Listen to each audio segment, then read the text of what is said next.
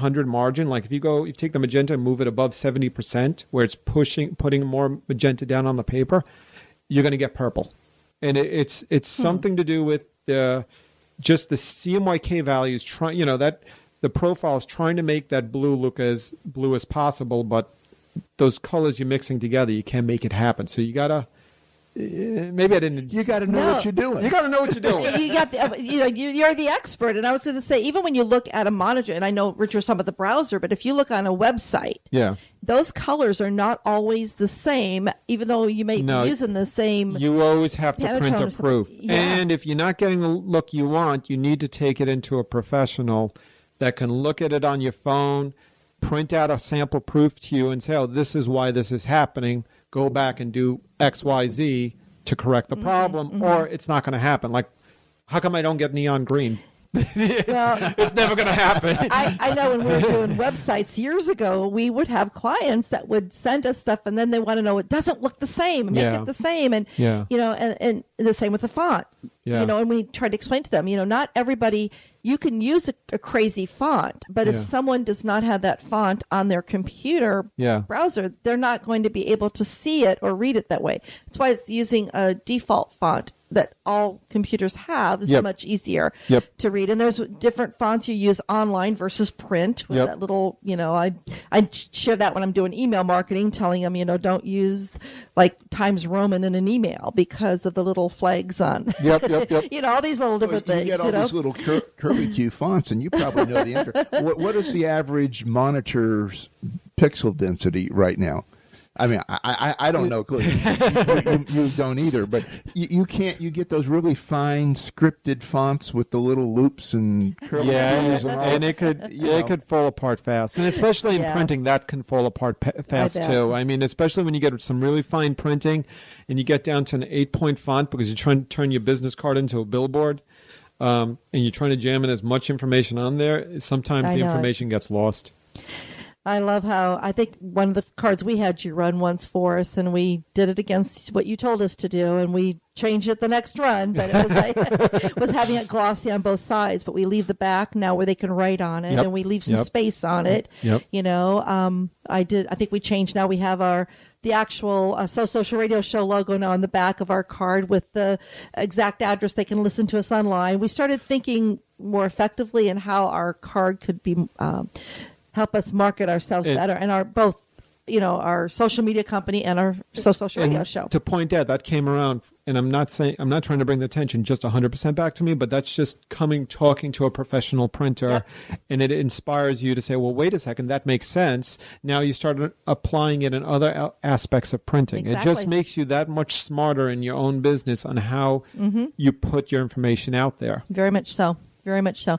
Another question, I'm not sure, RGB versus CYMK. What's the difference? So RGB is red, green, and blue. Okay. That's CMYK is cyan, magenta, and yellow. Okay. So, in the printer world, we all print in CMYK values. That's RGB will give you, red, green, and blue, they'll use those, the profiles will mix those colors together to reproduce black. All right, so you'll get a very rich, very thick black. So if you print out, if you set up your file, and Word is typical of this, because they're an RGB, it runs in an RGB environment, and if you use a rich black, sometimes it'll come out gloppy on the printer.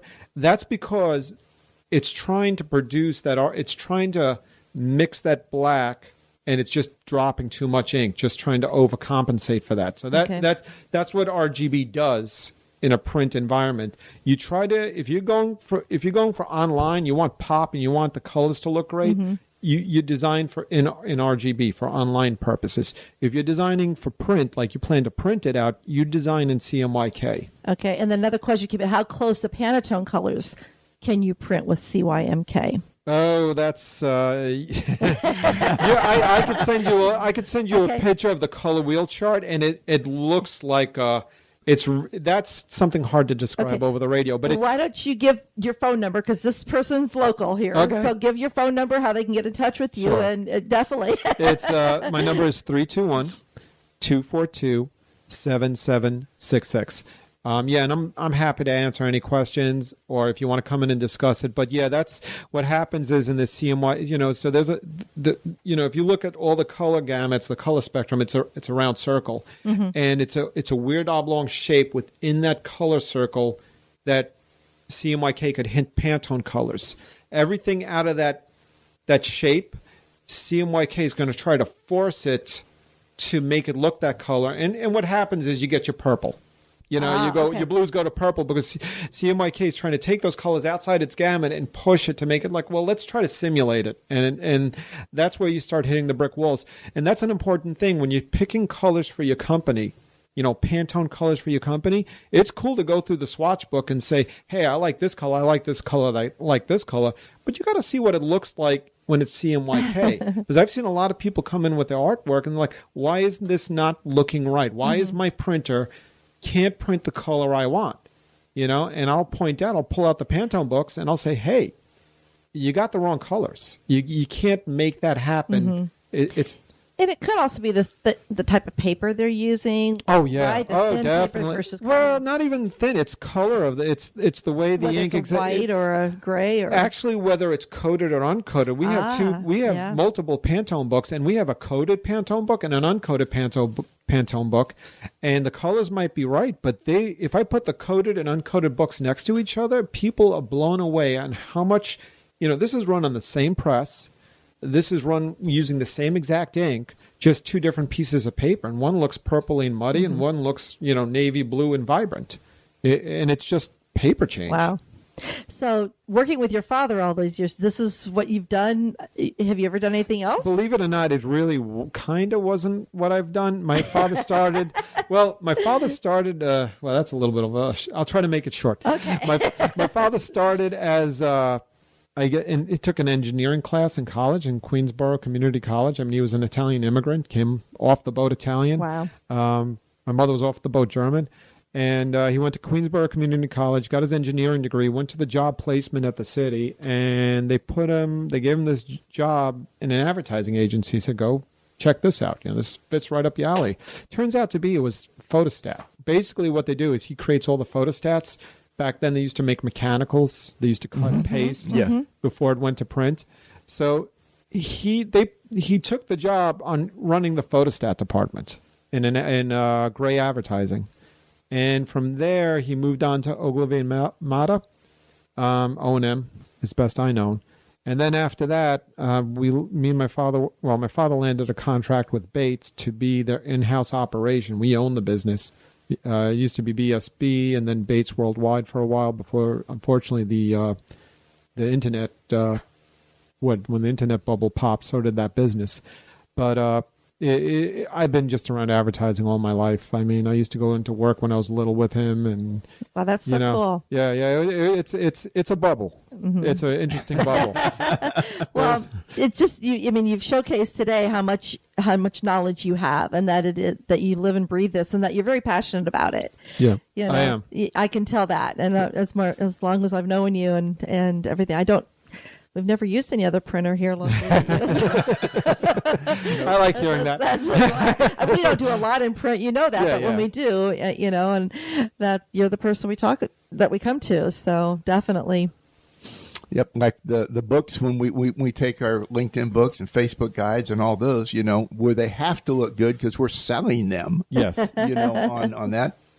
You're the man. It's one thing I pride myself in my shop. I run all Canon digital equipment. I have traditional presses, but I believe in having top quality machinery in my shop. I really don't mess around I've been using Canon equipment since '89. I was actually when the first color Canon printer came out. I worked on that machine back in '89, the CLC1, and what a difference. Oh, I'm sure. Just in the last few years, I would be surprised, I'm sure. Oh, yeah, definitely.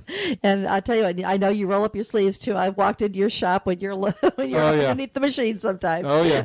Kicking it. Hopefully my tech's not hearing this. Well, sometimes you don't have time to wait for the factory rep to come out and evaluate something. You just got to go. You just got to go with it. You got to figure it out and get it done. But I've been around these machines long enough. Sometimes I can get myself out of a jam most times.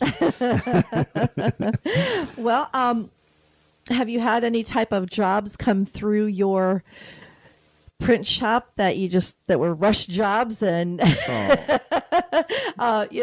far as they were you got crazy, any Tums available or stiff alcohol? Yeah. So how do you handle those type of clients? Because I know you treat everybody very kindly. I just had a situation where a marketing company and the online company's service they used blew their deadline, and the client had to have the project first thing in the morning. It was Thursday or Wednesday at 3:00, and they called me up. I'm like, Rob, we need these booklets. I mean, and they weren't even average booklets. They were these miniature 4x4 booklets that get folded and stitched, so a little more labor intense, a little more custom. And they need if I remember correctly, I think they needed about 300 or 500 of them. And this was just a week ago, and 2 weeks ago. Mm-hmm. And they needed it like right now. They needed it by 8:00 that night, and it was literally we stopped the clock on the shop and we just threw ourselves into it, and we got it banged out. And their client was extremely happy. And you probably have them now as your client. Yeah. That's another good thing. And that's what being a true business person, what it's all about. And to me, that is why you want to have a relationship with someone local that can service you that way and really take care of you and keep you calm. Because I know it's easy as a business person to get stressed if you're under a pressure, especially if they were a marketing company and they knew they had to get this stuff for a client. Exactly. So they knew that you took care of them. So what is one lesson you can share with other business owners that you've learned along the way as a business owner? Wow, this, owning your own business and buying your own is like a college education. You can go to college and you can learn all you want in the books. But when you buy a business, that's, the first couple of years is a college education in itself. I'd have to say, I'll be honest with you. Everybody says the client's always right. And maybe this is bad for me to say. And they are. The client, you try to make the client happy all the time. If you have those clients that you can never make happy, or you can't just hit their mark, you can't hold on to them, because they're going to drag down your business, and you're better off referring them to someone that maybe can service them better. Because you don't want to leave your business with a black eye. That's the one thing you don't want to do.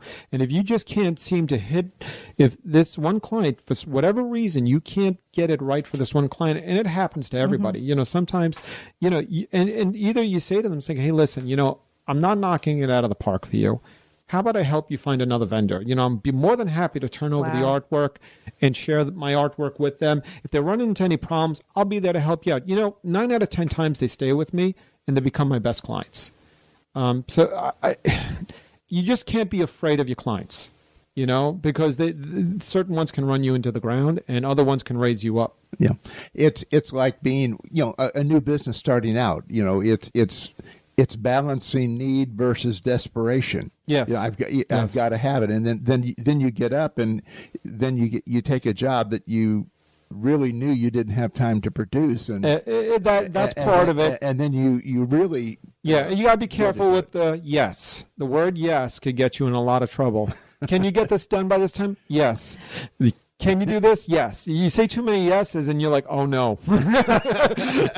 I tell Richard, under promise and over deliver. Don't ever over promise and under deliver.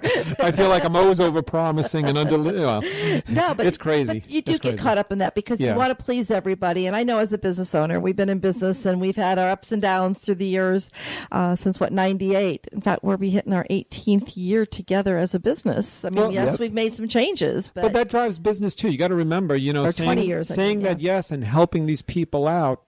One thing you could also say, when someone hits you with a deadline over and over again, and you like them as a client, you like them as a person, but they keep hitting you with that deadline and you keep turning it around, it's like Vegas. The odds are against you. Sooner or later, you're going to fail them. That's true. And it's not your fault. It's not the business owner's fault if you come in at the last minute every single time, and that one time you're going to blow the deadline. You can't beat yourself up to it because the machine went down. The paper just wants to jam. Who doesn't show up to work in your operation, and now you're one man down, and the unexpected happens. We all are faced with some of those similarities in business as entrepreneurs. Richard taught me years ago not to be afraid to release the